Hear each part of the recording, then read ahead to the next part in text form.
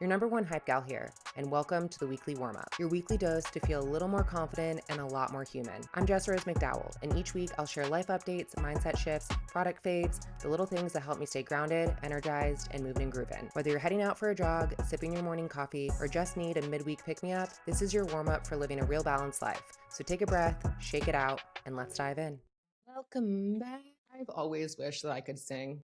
Gosh, I remember when I was young and, it was the NSYNC, Britney Spears, Christina Aguilera era. Me and my girlfriends would put my mom through the ringer. We would have like pool days at my house and we'd be, acting a fool in our bathing suits in the pool, pretending like we're Free Willy, we're mermaids. And then all of a sudden, out of nowhere, we were the Spice Girls, Christina Aguilera and Britney Spears doing concerts. And I swore on my life that I was going to be a singer. I swore on my life that I could hit a tone, I could hit a note. And let's just say I'm very thankful that my mom has always encouraged me and told me what I am good at, and then has kindly put me down when I needed it. But yeah, it was rough, but I swore I was good. Tone deaf is real. Tone deaf is real. Anyways, welcome back to the Weekly Warm Up Podcast. I'm exhausted. I am very, very tired. I need a break. When y'all are listening to this, I will have gone home for Memorial Day weekend, much needed R&R. All I want to do is hang out with my friends, obviously my mom and my dog. I want to play pickleball. I want to golf. I want to go to the club. I want to go to the farmer's market. I want to go to my favorite little spots to get my coffees and my smoothies and my pastries. I want a really good homemade steak meal. I love steak. I want to be able to sleep in my bed. Oh my gosh, my bed truly is world renowned. Like, it is known for how amazing it is. Okay, that sounds bad. But no, like my girlfriends, family members, whatever, like whoever's come over and slept in my bed knows. Okay. And I cannot wait to nap. I cannot wait to nap after a pool day or a beach day and nap. There is nothing better. So that's what I need. I feel swollen and tired and just drained. I'm sure we all are feeling that. Typically, this time of year is when that happens, just because, if we want to call it Q1 was in full effect, and now we're getting over Q1. We're going into the slower months somewhat.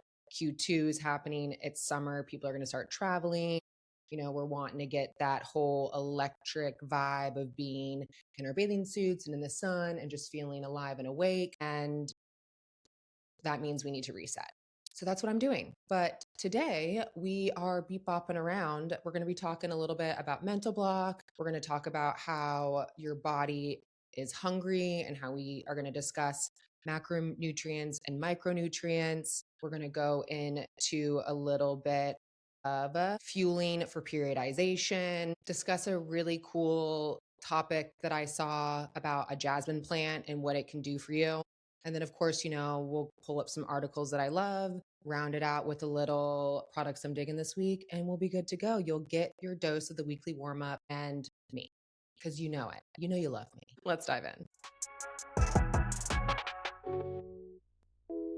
I wanted to start off the episode by being a complete fake because, one, I have not been into astrology my entire life. I do remember back in the day always going on to, what is it, Yahoo, and like reading my horoscope. And, it would give you your daily horoscope, and then it would give you, personal, like relational or relationship one. And then it would give you your career, all the things, and you'd read that. And then, you'd go about your day, but whatever.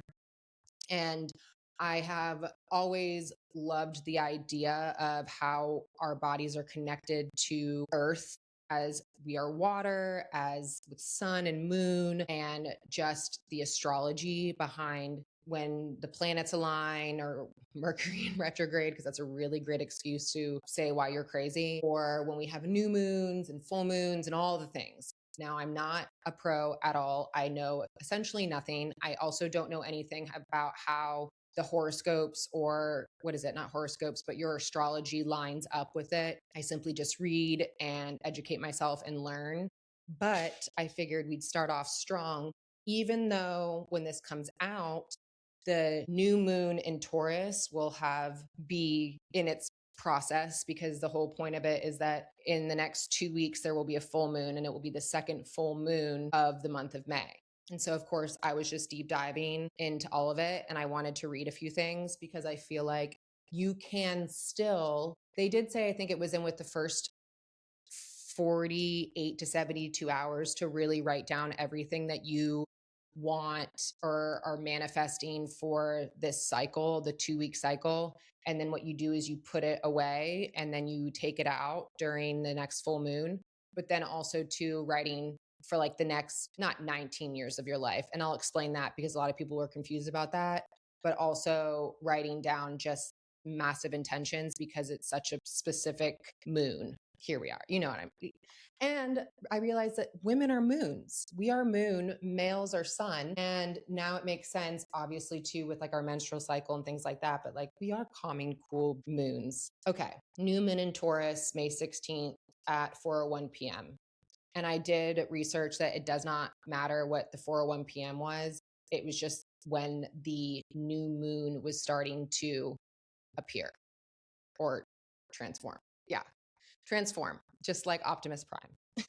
You are not imagining it. Something has been rearranging itself in your life for a very long time now. Since 2018, you have been moving through a massive period of transformation. Whether you realize it or not, the new moon in Taurus this week is bringing many people to a threshold moment because Taurus has been deeply impacted astrologically over these last 7 years. Everything connected to security, identity, relationships, money, purpose, home, and self-worth has been getting rebuilt from the ground up. At times, it may have felt like your life was falling apart, but what if it was actually clearing space for the life you were always meant to step into?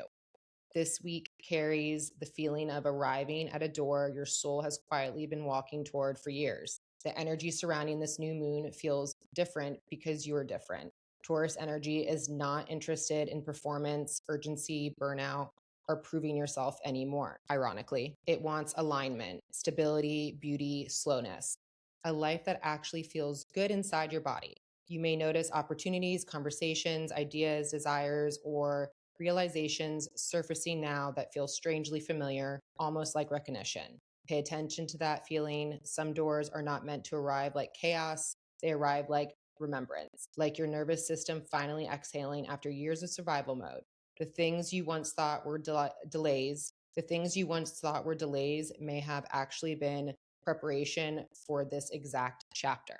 Love it. And then it just goes on to talk. There's another one I saved, and it's just talking about 3 things to do before the Taurus new moon. So by this time, obviously, it will be a week. So we're a week into the new moon. So you can still set intentions, I believe. And I think that you can still follow whatever those intentions are. Don't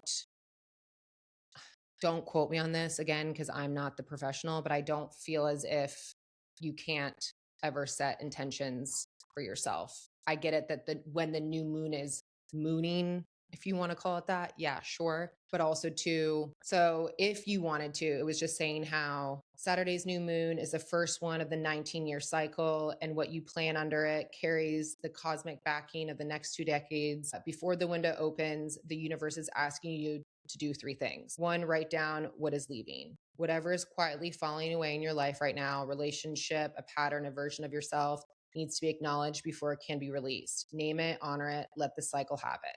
2, get specific about what you want.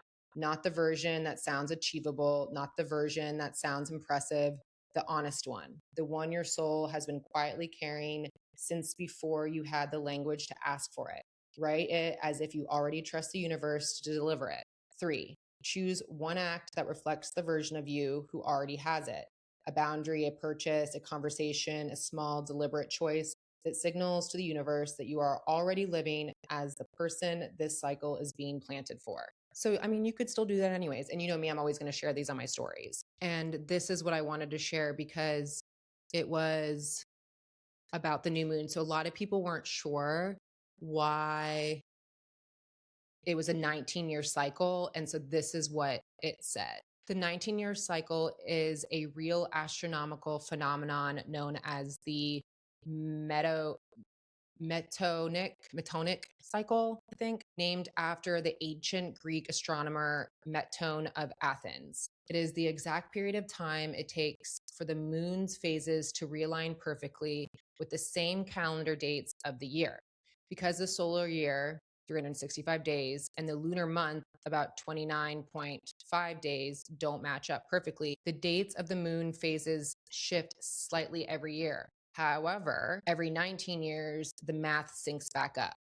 This means that the super new moon in Taurus happening today, well, on May 16th, 2026, is landing on the exact same calendar date and in the exact same zodiac sign as it did 19 years ago in 2007. And it won't happen precisely like this again for another 19 years in 2045. Astrologically, people view the 19-year reoccurrence as a major chapter marker for long-term patterns and growth in your life. Love it, right? This is what I thought was interesting because I would say leading up to yesterday, well, Saturday, kind of, but from like Wednesday to Friday, Saturday ish, I was just feeling very heavy. I was feeling very emotional. I was getting things done, but I was basically existing. I was a zombie or just living in my body, obviously having to stay productive and show up and answer emails and meetings and things like that, but I was not feeling my best at all. I cried at least a couple times a day. I was just feeling very heavy and very exhausted. And then when I started to read about this, because it started to pop up like middle of last week about the new moon, I just thought it was very interesting, especially for women as we go with the cycle of the moon, how our energy does shift. And I'm not trying to make it sound like it's this witchcraft, like my best friend Slick Nick. Slick Nick, she's a witch for sure. We do voodoo and seance. Anyways, but I just find it very interesting. And then when I was talking to a few other gal pals and stuff, and some of them were saying the same thing. And I was like, it's this new moon. It's the new moon. Like, and then I posted something on TikTok and I cannot believe how many people were commenting, just saying how certain things were happening in that last 72 hours and just the circumstances. And I find it very, very, very cool that we are just all connected and that how our body is one big energy system and how we can connect with people energetically and spiritually and how our body is connected to the universe as well with just cycles and moons and all the things. And I do believe that it's really great in the sense of a form of religion as well, being a Christian or believing in God, and then also believing in this beautiful phenomena that we have with the universe and how everything is attracted is cool. So, yeah, I don't know. It's just some fun stuff to learn. And if it means it just makes you feel better, and if it means that you wake up the next day and feel like you have more energy than you did the 72 hours before, and that all things are going to work out for you, and you're going after what you want in your life, and you're going after the dreams and the goals, or you're being a better person, then more power to you. Like, then let that happen. If people don't want to believe in it, don't believe in it. You don't have to. But this is the last one. And then we're going to move on to the episode. The super new moon in Taurus peaks tomorrow, May 16th, 2026 at 4:01 p.m., initiating a powerful 19-year cycle of strength, endurance, and self-mastery. Since 2018, something has been quietly rearranging in your life, moving you through a massive transformation where everything connected to your security, purpose, and self-worth is being rebuilt from the ground up. This threshold moment isn't interested in urgency, burnout, or survival mode anymore. It is an invitation for your nervous system to finally exhale. The pressure you've been feeling the last 72 hours isn't chaos. It's the force of a new door opening, calling you to choose the path of your future self over the familiar comfort of your past. Use this 19-year reset to write down what is leaving, get radically honest about what you want, and make one deliberate choice that signals you are ready to build an abundant life entirely on your own terms. I really love this. This is what I posted on TikTok. It was great. And I mean, it blew up. But I find it very interesting about the 2018 because 2018, I was in a relationship in Charleston and it was starting to not be like the best relationship, obviously. And that was the year that like a lot of transformation started happening for me, where I realized what I wanted and didn't want in my life. And then obviously come 2019 with breakups and things like that, and then moving. And I stayed in Charleston for a little bit, but then I eventually moved back home to Vero. And then that's when I started my personal training business and things like that. So it's just been so crazy to see how since 2018 up until now, what has happened and how a lot of these sequence of events of what it's led me to do and where I'm at now is pretty wild. And then you do realize then that everything does happen for a reason. And then how can you not believe energetically all the different astrology and all the different ways that we line up? I had the biggest growth period of my life at 29 to 33. 100%. 100% the biggest growth period of my life. It was amazing. It's great. But from that is what got me to where I'm at today, where it got me to Miami, where it got me to do what I was doing before, and then what I'm doing now, and how I always have a 5-year plan, and what you envision in your mind for what you want for the future and what you want for your relationships. And I just love how this new moon is really lining up for people like that. You know what I mean? And then to be able to reflect back on where you were in 2018 until now. It's just a nice way of reflecting back on your life and seeing all the areas. You're going to have some areas that you're not happy about. You're going to have some areas that you were very happy and proud of yourself for. Your growth period with your careers or personal like figuring out who you are.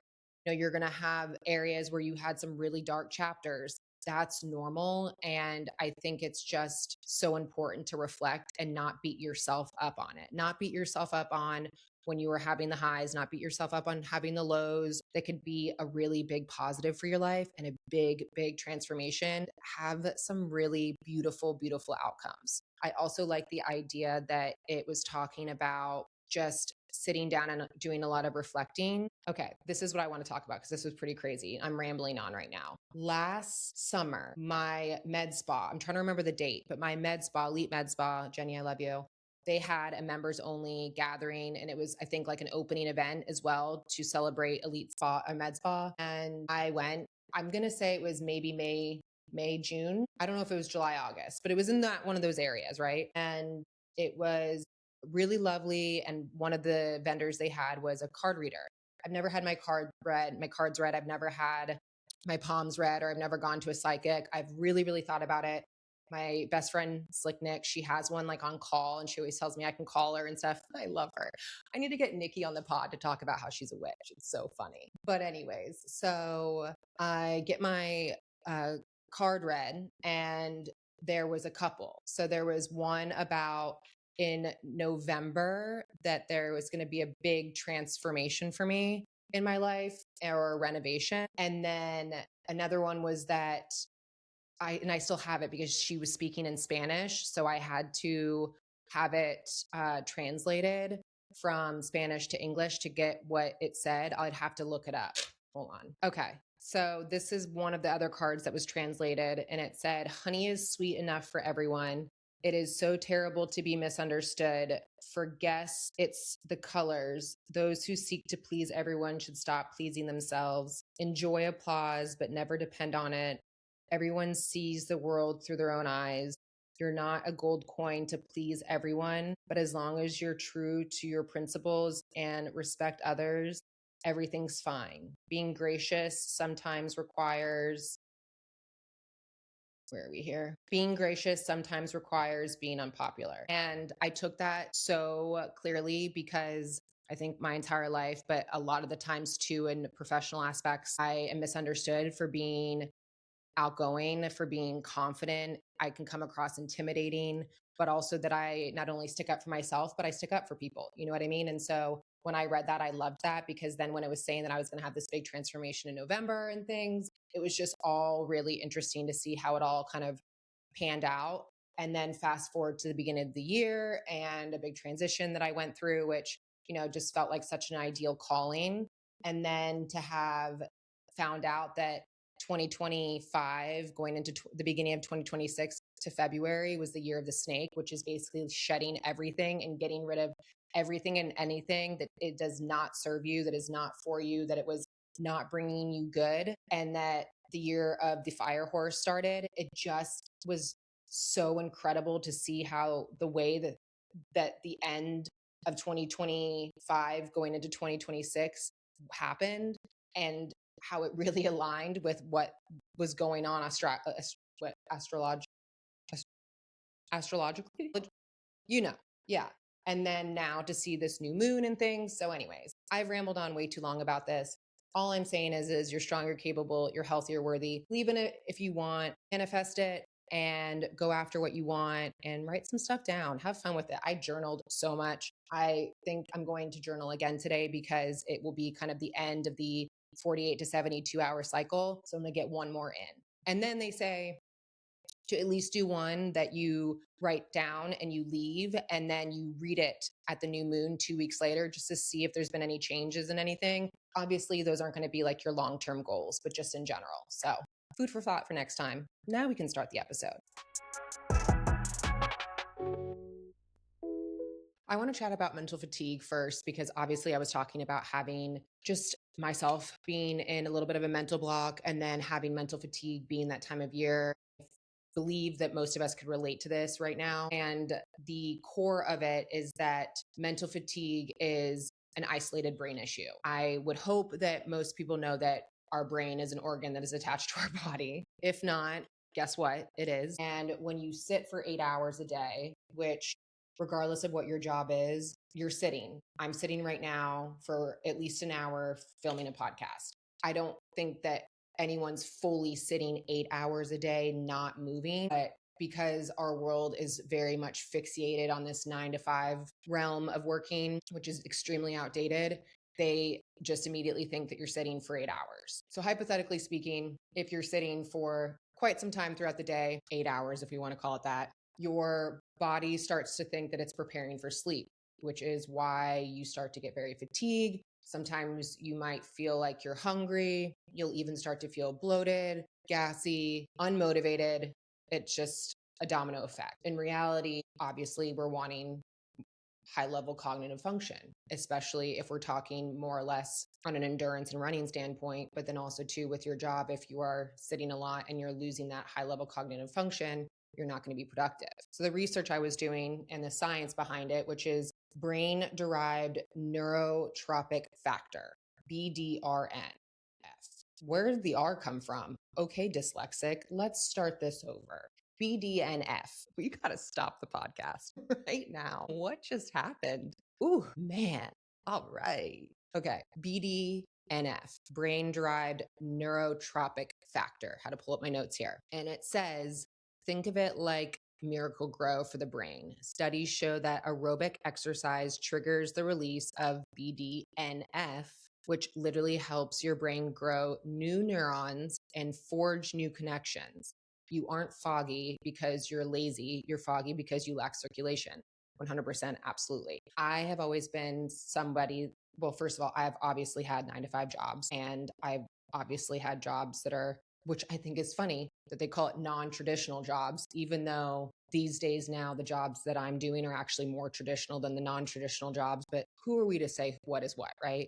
But the non-9 to 5ers, I remember, or sorry, for the 9 to 5ers, I would remember if I was getting tired or in general throughout the day, getting up and doing 20 jumping jacks, doing some lunges. What the point is you want to get your blood pumping, obviously through the heart circulation, but then that's bringing oxygen and blood oxygen to your brain, which then naturally just wakes you up, because that's the whole point. When we're sitting, we're not getting that blood flow. When we're sitting, our body obviously, yes, is pumping blood to keep us alive, but we are not getting the oxygen blood flow that we need to keep us stimulated, to keep us motivated, to not have that 2 p.m. slump or that foggy, lazy feeling of the lack of circulation. What I've noticed when I have worked with clients or talked to people, obviously through my endeavors, they think that they're hungry. Your body's going to trick yourself because you're tired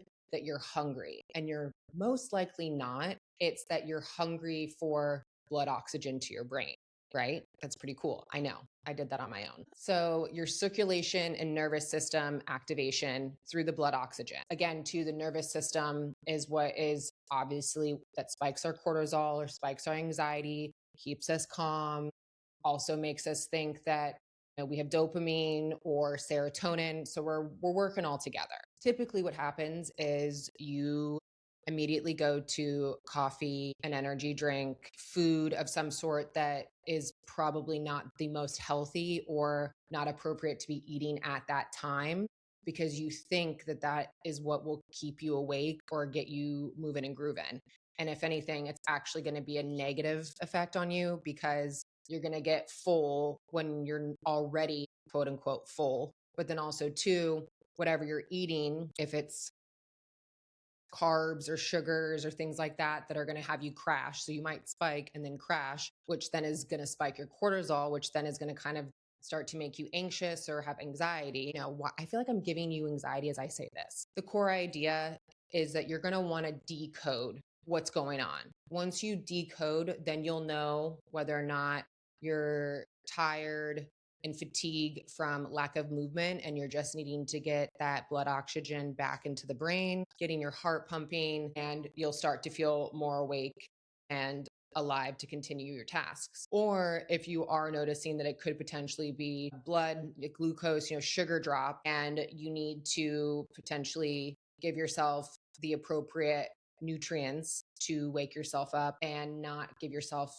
food that is going to make you slump, like an energy drink, coffee, maybe foods that are high in carb or sugar, but not the right time of the day for you to be having that. And it's just going to give you a spike and then you're going to drop again. So there's just two aspects to it. The goal is to keep our nervous system and our cortisol regulated while still having a little bit of that spike of dopamine to keep us feeling motivated while keeping that blood oxygen pumping to the brain. Our sugar levels then should maintain if we are appropriately fueling the body with what it needs. I find this funny because when I had my personal training business, Kinetic Sweat, which I still have that as a trademark, so nice try, you can't take it, and it will be coming back, but not as personal training. But this concept I had of microdosing, which means you're introducing ideas of 5 to 10 minute kinetic resets. It could be 20 air squats. It could be jumping jacks, mountain climbers. You could do push-ups. It's movement that also too is kind of getting that lymphatic system moving as well. And again, you want to increase your heart rate. So whatever type of movement you're doing, it needs to be able to get that heart rate pumping enough to where it's going up at least 5 or 10% than where it's at. Assuming you're sitting, you're at resting heart rate. We're not going to go into whether or not you have high blood pressure. Yeah, that makes sense. High blood pressure. But we're just talking about simply what your resting heart rate is. So doing movement that is going to get that blood going. It could even be a brisk walk. Whatever it is that you are able to do in the vicinity that you're at without making it become a chore where it overwhelms you and you don't want to do it or draws attention to yourself or whatever it may be, you can do it. Okay. Let's be honest. But at the same time, it can't be something where you do 5 slow forward lunges. It needs to be something where you're actually physically getting your heart rate up and you're feeling it because your heart rate's starting to pump more. You maybe are getting a little flushed. The breathing's getting a little deeper. You're feeling, that sensation of the blood moving through the body, going into the brain, and then you'll notice you'll wake up. Also, if you yawn, that's lack of oxygen to the brain. So that right there needs to let you know that you should get your blood pumping.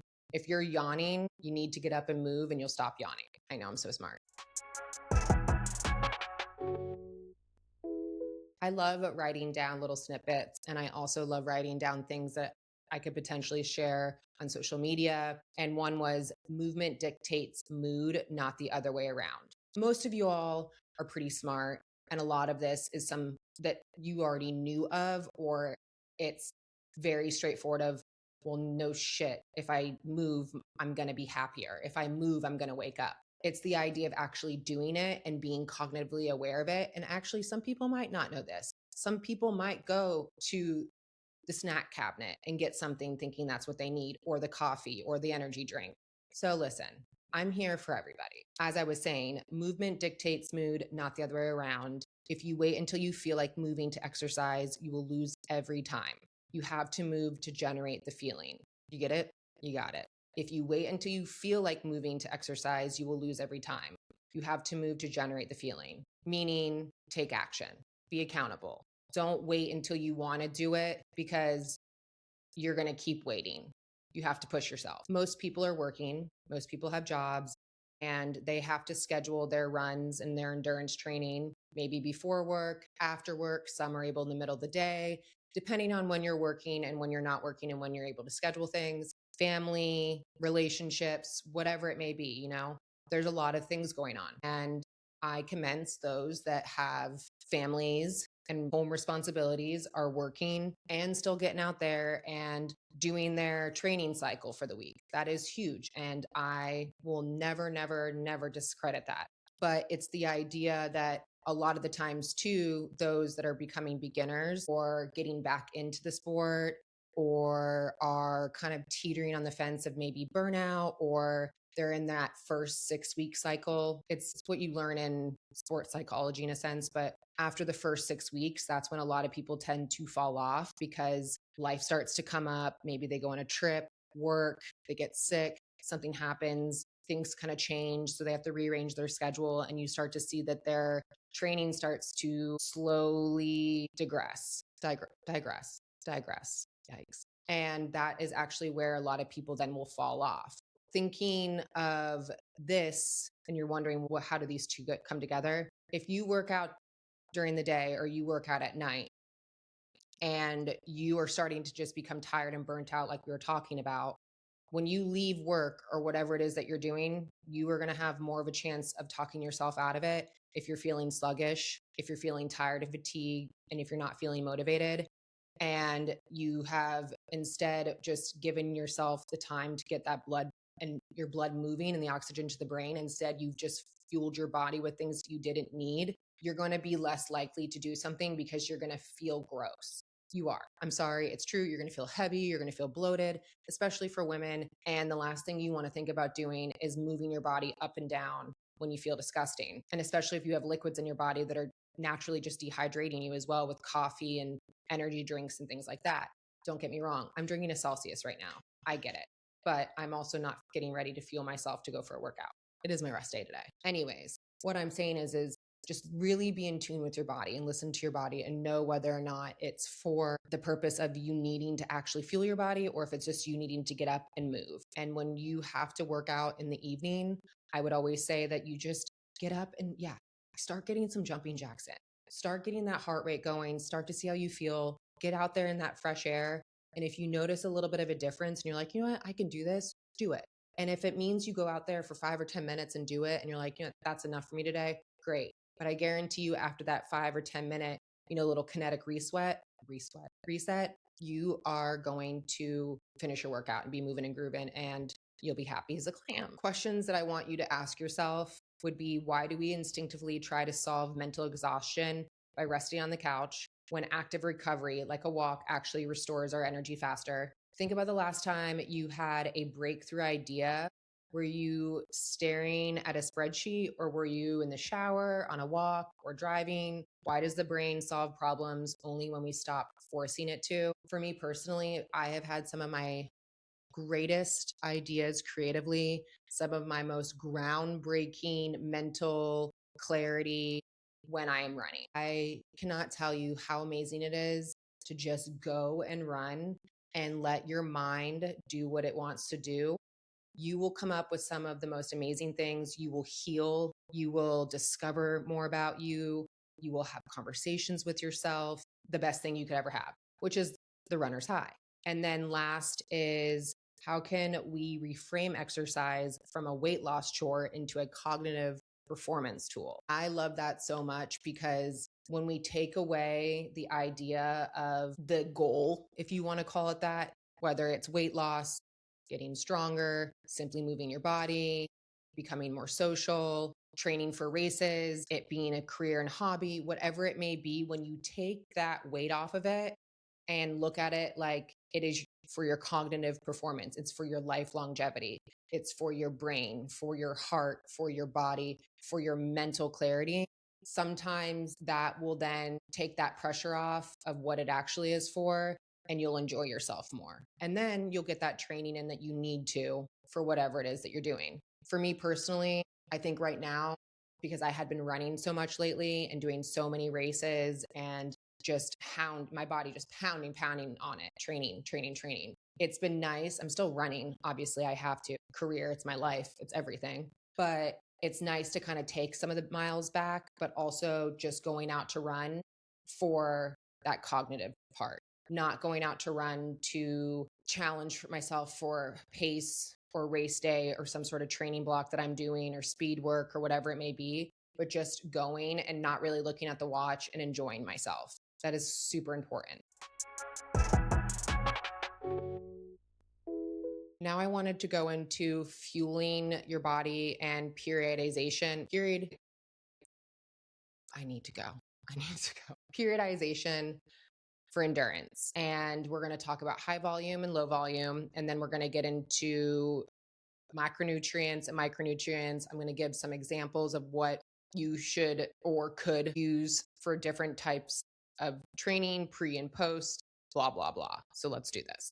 I will admit that you, as a runner and an endurance athlete, can't really have a set fueling periodization schedule because typically your week adjusts with the days that you're running and not running and the types of run. And also too, as women, our bodies adjust because we're on a 28-day hormonal cycle. I mean, I could say probably for some of the highest level endurance athletes, potentially they have a very strict day-to-day periodization schedule of eating, but I'm guaranteeing you that it definitely fluctuates and it alters because certain days you're going to need more or less food than others while you're staying relatively consistent with the macro and micronutrients that you're consuming throughout the week, that's different, but it's the load that you're consuming or the volume that you're consuming pre and post whatever type of workout it is. So that's what we're going to break down, which is the high volume, the high intensity days, low volume for low volume days. On the days leading up to a long run, you're obviously going to prioritize carbs. You will have proteins and fats, but you're going to prioritize carbs. On the day of that long run, you're going to prioritize carbs because like we've spoke about in a couple of the most recent podcast episodes about our glycogen stores. And we want to maximize those glycogen stores. That way, when we are running, we aren't going to deplete the storage where then it actually is going to go into our protein and we're going to become weak. We're going to become sluggish. Our legs are going to feel heavy and we're not going to be able to continue to replenish and maintain that energy storage throughout that long run. And the energy stored in our muscles and our liver, basically, which is the glycogen stores. Carbs are your best friend on these days. Carbs are king before, after, with protein. Protein after will be very, very, very, very, very, very beneficial for obviously muscle repair, protein synthesis, and then including your carbs. But high volume days, high carbs, plain and simple. Your low volume days or your recovery days, the strategy is going to be to focus on your proteins, definitely, because again, that's how I was saying, muscle repair, protein synthesis, that's going to really just help with your body to get back to feeling strong. But then you're going to want to also taper with the carbs. We don't want to completely eliminate them because again, we want to think about our glycogen storage, but we're also not making it the forefront of our diet on a recovery day or a low volume day. Now we're going to break down macronutrients and micronutrients and then get into a little bit of complex carbs and things like that. Your macronutrients are your proteins, your fats, and your carbs. Period. That's it. They are the three big heavy hitters that everyone needs to sustain life, but also especially if you're endurance training, if you're strength training, if you're doing any type of activity or simply just living, you're going to need them. Now, as endurance athletes, we thrive off of carbs more with proteins and fats, whereas resistance athletes, such as bodybuilders and such, will thrive off of protein and fats with carbs. Hybrid athletes, it's a combination of both, obviously, because they are doing levels of cardio as well as strength training. So that's why these macronutrients are so important, to have a nice balanced amount in your diet every day, as well as then incorporating whatever macronutrient you need to double up on for that particular exercise or workout that you're doing.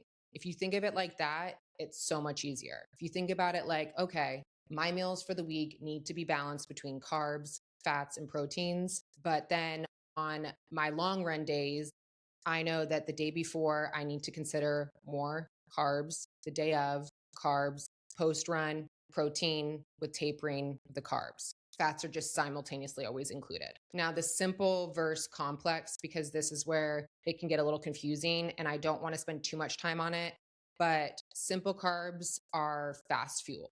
So it's where these are low in fiber and you can digest it rapidly, and it's perfect for that immediate energy right before, during, after a hard run. You want that immediate boost. This could also be good for maybe a speed work day or a day that you are obviously wanting to put in those carbs, but it's fast fuel. Bananas, and it's very easy on the stomach. I actually need to get more bananas. I love having a banana every morning, but especially before a run, really great. White rice, white toast with a little honey or jam, peanut butter. Peanut butter has protein in it.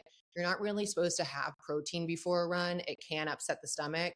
But if you have something as protein overnight oats or peanut butter, that's not going to kill you. We're just suggesting that you're not having eggs or chicken or high level protein specific meals. Going back to the white rice and white toast, like I said, sourdough toast is really great because it is carbs, but our body can digest it. So that's really great if you have a sensitive stomach and you tend to get gassy or bloated. This sourdough will break down. Graham crackers or pretzels, dates or raisins, sports drinks, obviously energy gels, chews, you know the drill. The key thing I want you to remember is that the simple carbs, like I said just recently, the banana, the toast, etc., overnight oats, those are crucial right before your run because they enter the bloodstream quickly. And you want that. You want your carbs to enter your bloodstream quickly. And that way you can continue to maintain that energy level throughout your run with your gels and your running fuel, but that you're immediately replenishing your energy cycle. So that way it can stay within those glycogen stores and keep you going longer. If you have something that takes a longer time to go into the system and to digest and for your body to basically push it out, what's going to happen is you're going to think that you're running on energy and you're not. And then you're going to just crash. Aside from macronutrients of being the fats, the proteins, and the carbs, I was talking about how we want complex carbs or simple carbs. Again, simple carbs are what will be fast digesting and what are crucial right before and during a long run because it enters the bloodstream quickly. And we want that. We want that because that's what's going to kickstart our energy system, our glycogen system, and help our body maintain that energy with the carbs, the glucose, for a longer period of time, but also we'll have that energy that we can maintain and keep going with our gels and whatever we're fueling ourselves with during the run. So that's kind of like that kickstart. Those are our simple carbs. Now, our complex carbs are what for the night before. They are oats and brown rice, sweet potatoes, more hearty, heavier, suited for the night before to sustain that storage and maintain that storage for that next morning. That makes sense because our body is always burning energy, but especially if we are carb loading, as we say, the night before a long run, then that's going to be stored in our body overnight because typically when we're sleeping, our body is actually doing more protein synthesis than breaking down your carbs for energy because yes, we use energy to sleep, but not in the context of what we're doing for this. So you're thinking then your complex carbs because that's what's going to have that storage for you in the morning that you're going to be ready to use. But as you're moving in the morning, as you're getting woken up, as you're warming up, as you're getting ready to go for that long run, you're starting to use those energy storages or that energy store. So you're gonna put in those simple carbs to kind of be like, oh, okay, yep, here I'm storing that energy right now. I really need that. Let's get that through the blood.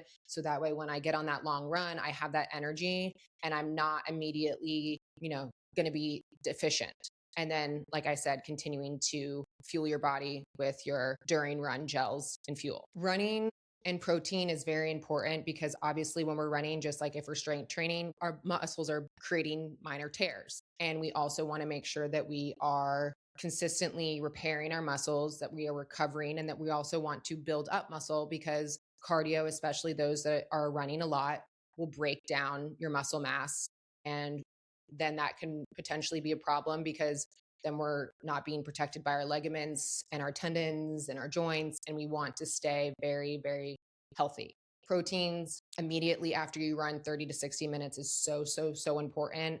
And I always say if you can't stuff a meal down, do some sort of protein shake, protein smoothie, whatever it is, but you need to get in at least 30 grams of protein right out of that gate. 30 grams of protein. I would even do about 20 grams of carbs, but get in the protein because again, that will help with the recovery right away and your protein synthesis. Then when you're able to have a meal, load up with that protein again. Before I go to bed, I always love to have at least 50 grams of protein. So think about that too, as well, before you go to bed at night. Now that has nothing to do with when you're running because I don't know when you run. Most people run in the morning, but you know what I mean. And then with fats, again, just incorporating that. Naturally, you will incorporate your fats, but avocado, having any type of omega-3, salmon is really good. You can even go into, if you like cottage cheese and things like that, or yogurts.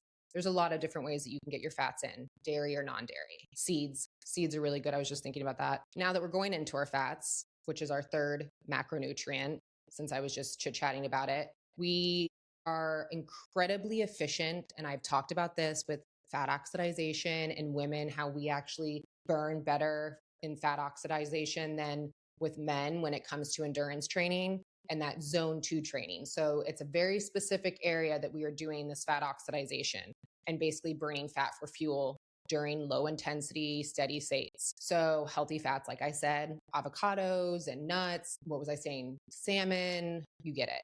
But it will support obviously our joint health. It will reduce inflammation. And so basically what's happening is if you're in zone 2, you're going to stay more in that oxidative phase because you're keeping your heart rate at a certain level, which then is going into burning into that fat.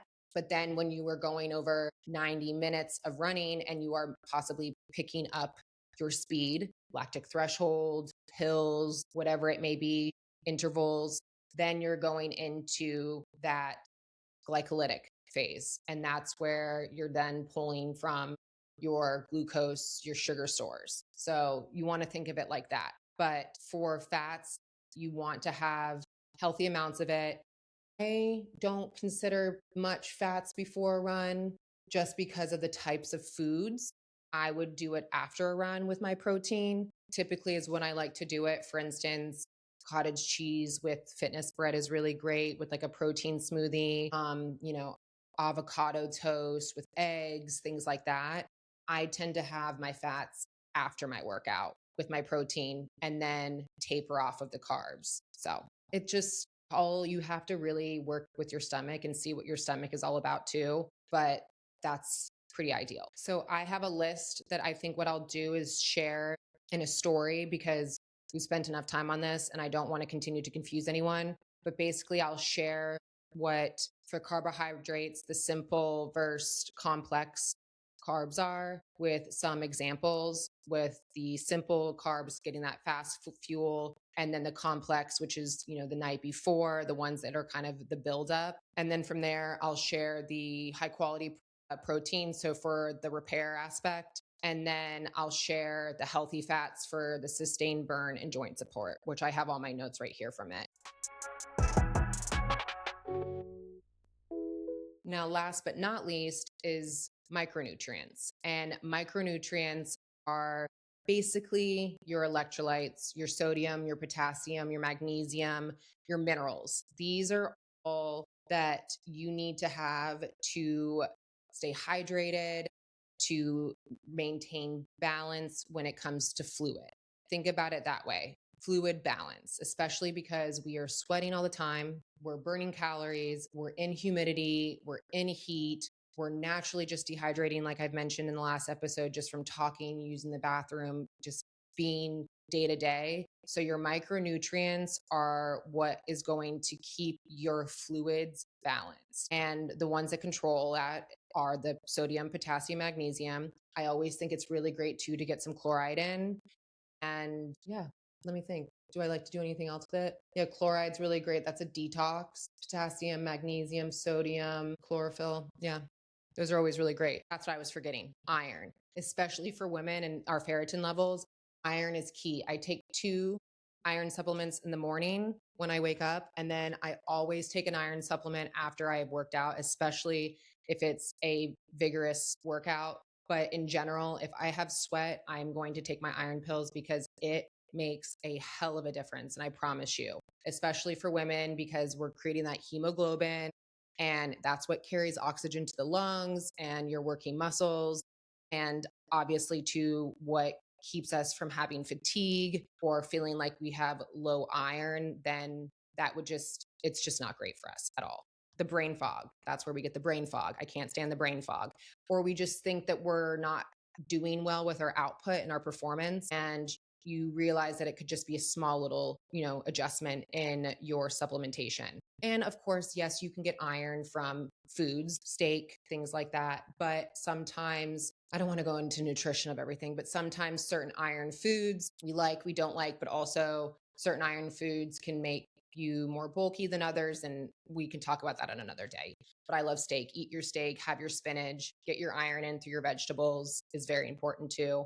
I just always love supplementation as well. It's very easy. And I wanted to go back to the first part of our macronutrients with electrolytes: sodium, magnesium, and potassium. Sodium is the main ingredient that you need. Sodium is what is going to replenish your fluids because our body obviously is water and you need sodium. The potassium and magnesium, that is helping with obviously muscle cramps, that's helping with fatigue, that's helping with a bit of that recovery and not feeling dizzy and lightheaded.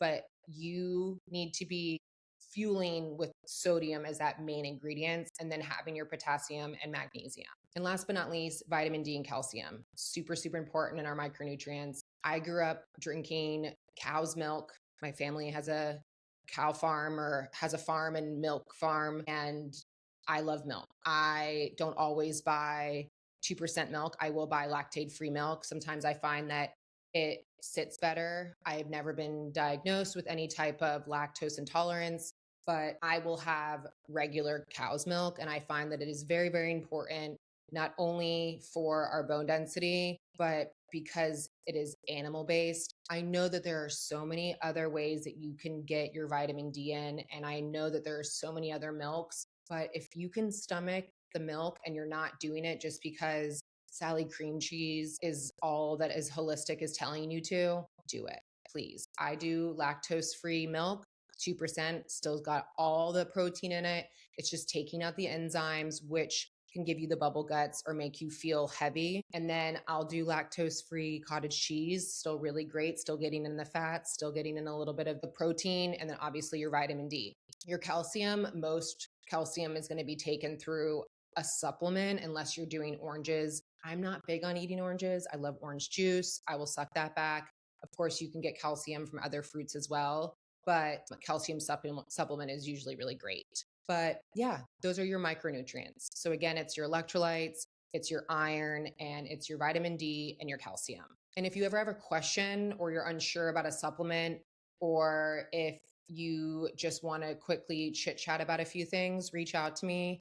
My Instagram, Fit with Jess Rose MCD. Most of you would know that by now if you're listening. But yeah, reach out, ask me. I can definitely give you a few tips and tricks. Or like I said, we can always work together. I can be your endurance coach and we can have a lot of fun. A lot of fun.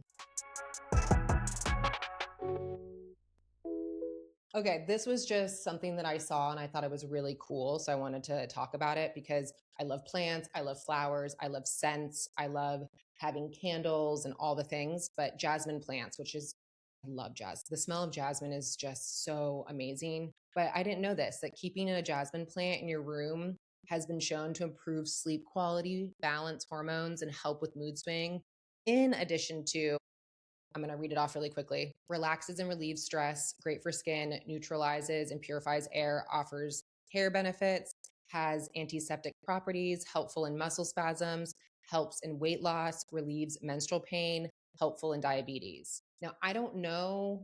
I would assume I didn't go into research. I literally saw this and I just copied and pasted it because I thought it was cool. But I don't know if by you having a jasmine plant in your room that it's going to help with your weight loss or muscle spasms or menstrual pain and diabetes and hair benefits. I'm assuming that you would have to have jasmine in these products that you'd be using, but don't quote me on that. Maybe I should do some more research and come back to y'all.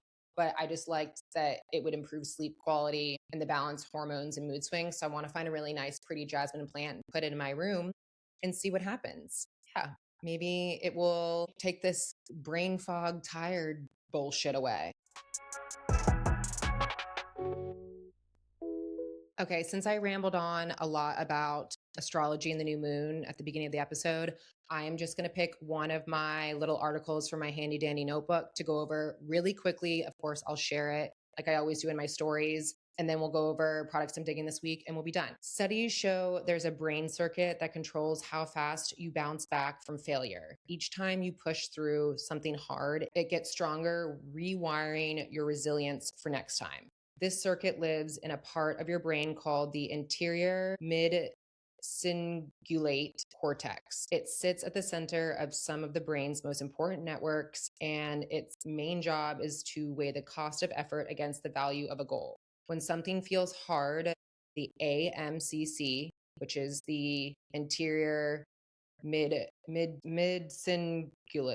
cingulate cortex. So the AMCC is what helps you decide whether to keep going or give up. Research shows that how thick and well connected this region is may explain why some people push through difficulty while others disengage. When this circuit is strong, you recover faster after setbacks. You're more likely to re-engage after failure, and stress and rumination don't tend to stick around as long.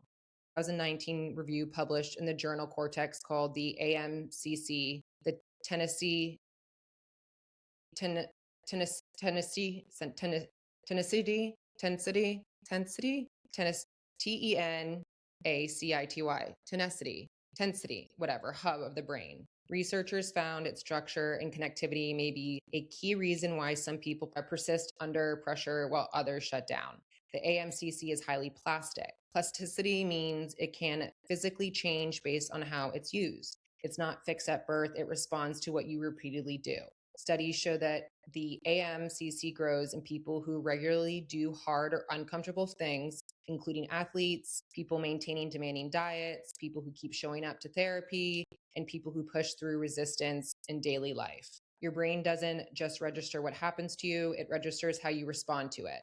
Every time you choose to keep going despite discomfort, you're sending the AMCC a signal that persistence is possible and it adjusts. This is why finishing something difficult carries more weight than it seems. Completing it tells your brain that effort leads somewhere, and over time that changes your difficult response to the next hard thing. The avoidance loop. Avoidance does the opposite. When you repeatedly step away from difficulty, the AMCC gets less activation. The threshold for giving up lowers and starting again gets harder. The circuit weakens from underuse, the same way any pathway does. A student who retakes a failed exam is doing more than passing a test. They're giving their brain repeated evidence that effort is worth it. The student who avoids retaking it builds the opposite pattern. Resilient people aren't people who feel no fear or doubt. Research suggests that they've had more practice moving through those states. They've shown their brain over and over that difficulty is survivable. What actually builds the circuit? The research points to activities that involve doing something you actively resist, like structured exercise, goal-directed challenges, and therapeutic work involving gradual exposure to discomfort. A single hard week matters less than a small repeated efforts over months. Small daily choices to push through resistance add up over time. Finishing the task you started, staying with discomfort a little longer instead of stepping away. These are the kinds of repetitions that cumulatively shape this pathway. I mean, yeah, I was just talking about it, just a few minutes ago about just doing hard things and that I've been having a hard week and bouncing back. It's all about perspective. If you've struggled to bounce back, reading each other's minds, That's not a character flaw. It's a sign the circuit hasn't had enough activation yet. And because the AMCC is plastic, that can change. Thought loops that follow setbacks, the replaying, the self doubt, the what ifs are often what make bouncing back hardest. So true. The overthinking toolkit has science-based tools to interpret those patterns and quiet the cycles that keep you stuck. I mean, absolutely. I can't tell you how many times during the day I am having to stop myself from overthinking and getting into past trauma or past fear, and how it just is crazy that our brain is so powerful to where the second you start to think negatively or you start to think something bad that you are worrying about, that you're fearing about, that gives you anxiety, and then it starts to spiral. And then it goes from one scenario to another scenario to a situation that has never even happened to then you literally outlining everything bad that is about to happen, and for what? And for no reason. And there's been no, I don't want to say proof, but there's no reason for you to even have gone down that road. It's really, truly, I don't know. It's a phenomenon to me, if you want to call it that. But what for me, I'm working on with this, and I love this, is because I've gone through failure before, and I have definitely gone through the idea of always bouncing back and pushing forward and always being resilient and being disciplined no matter what, even if that means you're waking up every day at sometimes and feeling like you can barely get through one task. It's just consistently showing up for yourself and knowing that it all works out in the end, that you showing up is giving you a reason to keep going, and you showing up is giving you a reason why you're going to achieve whatever it is that you want and why you're going to be good at whatever it is. You're going to have a happier, better life. Right now, personally, I am working on overthinking. And when I start overthinking, spiraling with the overthinking. Right now, I'm working on when I start having thoughts to immediately start saying, no, that's not true. You don't have facts. Put it away. It doesn't matter. Immediately rewiring and talking to myself and telling myself, nope, we're not going down that path. Obviously, taking a breath, going and distracting myself. If I go for a walk, move my body, whatever it is, but to immediately stop letting that spiral happen. And a lot of the times it will happen like right before bed, of course, because you're calming down for the day, but it does spike throughout the day too. Obviously, before and after a workout, I am amazing. And then that little afternoon spike kicks in. So you got to, like, rewire the brain there. Failure in our life is actually helping us and helping our mental health to be more resilient and to come back stronger and better. When you already envision what you want, it's going to happen because you're going to make sure it happens, and you're going to put in the work and you're going to put in the time, but you're also going to surround yourself with whatever people, places, and things to make that happen too. So just know that you're strong, you're capable, you're healthy, you're worthy.